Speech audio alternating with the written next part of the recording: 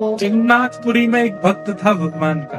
वो ठाकुर जी के पास जाके रोज रोता था और महाप्रभु जगन्नाथ जी से कहता था कि मेरे जीवन में बहुत कष्ट है, बहुत कष्ट है, बहुत कष्ट है। अपने सारे कष्टों की दुविधाएं बताता था। मेरे सारे कष्ट दूर मत कीजिए, बस एक काम कर दीजिए। बोले क्या? आप मेरे साथ रहने लग जाओ तो मुझे लगेगा कि आप संग खड़े हो, मुझे कष्ट की अनुभूति नहीं होती। ठाकुर जी ने कृपा कर दी और ठाकुर जी ने उसको कहा कि तू समुद्र के तट पर जाना और चल के देखना, अगर बालुका में तेरे पैरों के चिन्ह और उसके बगल में मेरे पैरों के चिन्ह दिखाई दें तो उससे तू विश्वास कर लेना कि मैं साथ ही। मैं प्रत्यक्ष नहीं दिखाई दूंगा, मेरे चरण चिन्ह दिखेंगे।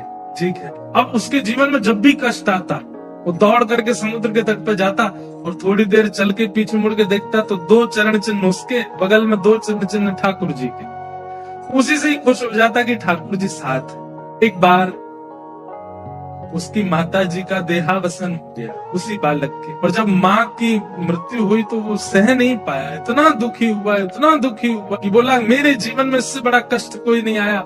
दौड़ करके समुद्र के तट पर गया। चल करके जैसे उसने पीछे देखा 2 ही चरण चिन्ह थे, 2 नहीं थे। महाप्रभु जगन्नाथ जी को कहने लगा, आज आपने भी मेरा साथ छोड़ दिया। मेरी माँ तो सो छोड़ के चली गई, आप भी चले गए। रात्रि में स्वप्न में महाप्रभु जगन्नाथ आए और आकर के बोले क्या हुआ? बोले कि आज 2 ही चरण चिन्ह दिख रहे थे, इसका मतलब आपने भी मुझे छोड़ दिया। मेरी माँ छोड़ के चली गई, आप भी चले गए।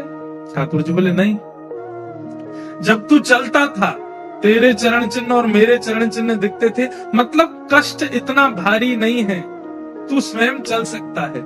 लेकिन आज तेरा कष्ट इतना भारी था कि जो चरण चिन्ह दिखे वो मेरे थे, तेरे नहीं थे। मैं तुझे गोद में लेके चल रहा था। जब भारी कष्ट में भक्त आता है बोले मैं उसे गोद में उठा लेता हूँ, बस वो मुझ पर विश्वास करे, मुझ पर भरोसा रखे।